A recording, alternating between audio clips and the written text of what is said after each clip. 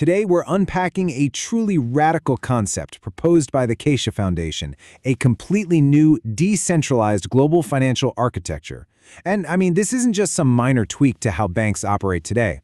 According to the source material, it's a total reimagining of how humanity interacts with wealth, with survival, and honestly, with each other.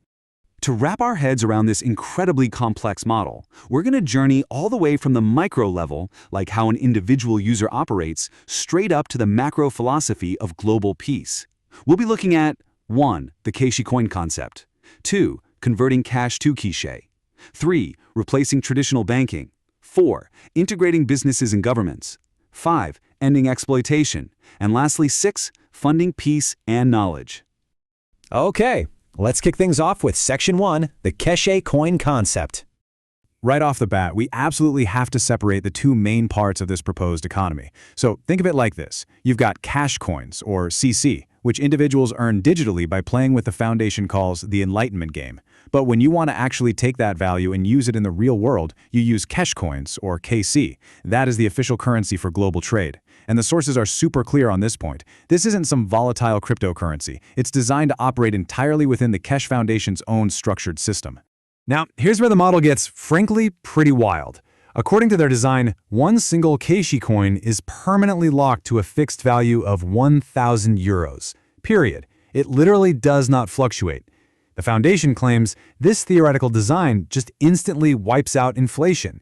So a tomato today costs the exact same as a tomato 20 years from now. It totally strips away the market speculation and volatility we're also used to living with. By getting rid of currency fluctuations, they're proposing a stabilized global currency that simply can't be manipulated by outside forces. The goal is to put a decentralized financial structure completely in the hands of everyday citizens, bringing absolute certainty to global markets. Imagine actually knowing what your money will buy decades from now. For sure. So how does this actually play out for a normal person trying to spend what they've earned? That brings us to Section 2, converting cash to Keshe.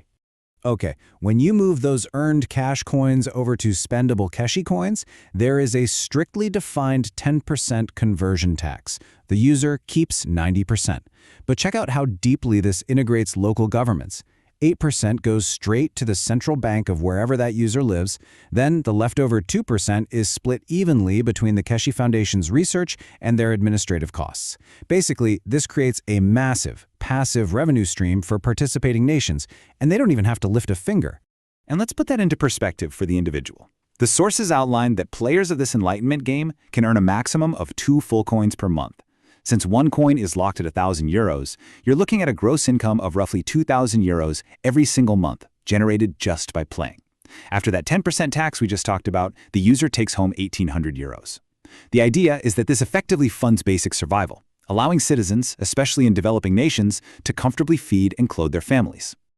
Zooming out a bit, let's look at the bigger picture in Section 3, replacing traditional banking structures. The Foundation is envisioning a completely different reality from what we have today.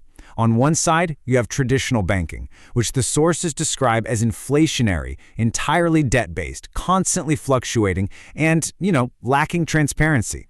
On the flip side, you have the proposed Keshe Financial System, which boasts fixed values, decentralized control by citizens, and unavoidable total transparency.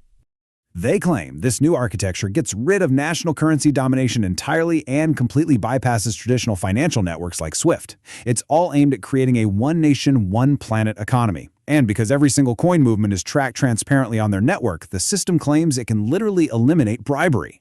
Oh, and it supposedly stops the funding of the global arms trade by strictly blocking any transactions tied to weapons manufacturing. But you might be wondering, how do real companies and countries actually plug into this alternative system? Well, let's look at Section 4, integrating businesses and governments. For businesses, there's a very specific playbook. First, they have to officially register as a Keshe Foundation company. Second, they absolutely must accept Keshe coin as payment. And third, they have to operate exclusively within this transparent network. Doing it this way ensures all commercial transactions stay entirely inside this stabilized, inflation-free ecosystem.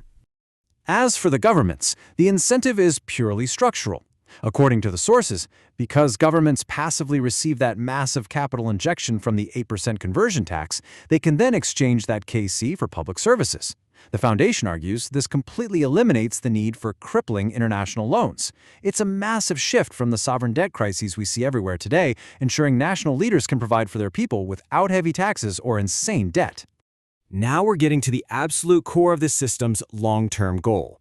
Section 5. Ending exploitation in poverty.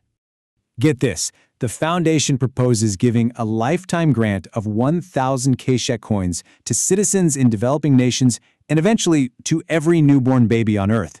Since each KC is locked at 1,000 euros, that is effectively a 1 million euro lifetime grant. The stated goal here? Literally eradicating global poverty. But actually scratch that. You can't just go spend €1 million on day one. That would crash the market, right? So, to ensure sustained wealth, there are strict mechanics.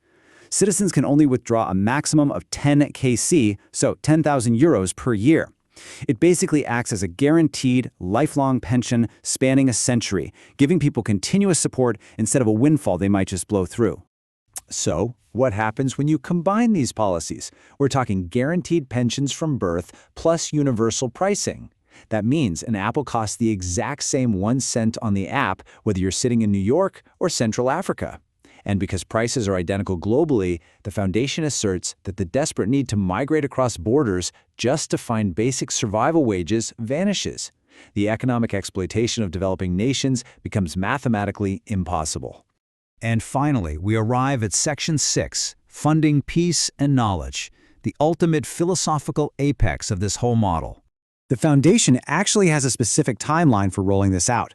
March 2026 is the target for the game launch and locking in the currency value. Then, later in 2026, they plan to distribute ONN units to further decentralize their networks. By 2027 or 2028, they aim to enter major global stock markets, like Shanghai. The idea is to quietly scale this architecture up until it's just an unavoidable fixture of international trade. The foundational theory driving all of this is super profound, eradicating the survival mindset.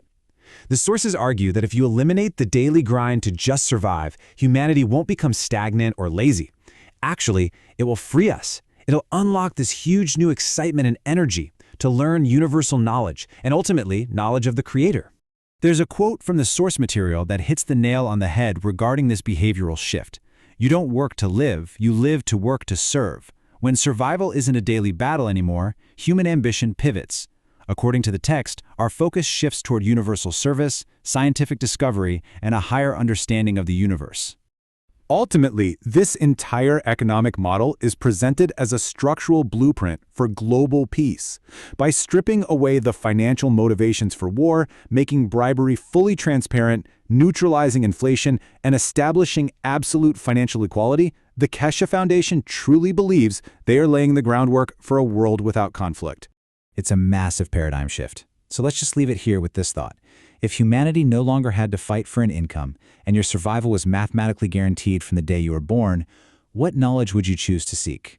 What would you spend your life exploring? Thanks for joining me on this explainer, and I'll catch you in the next one.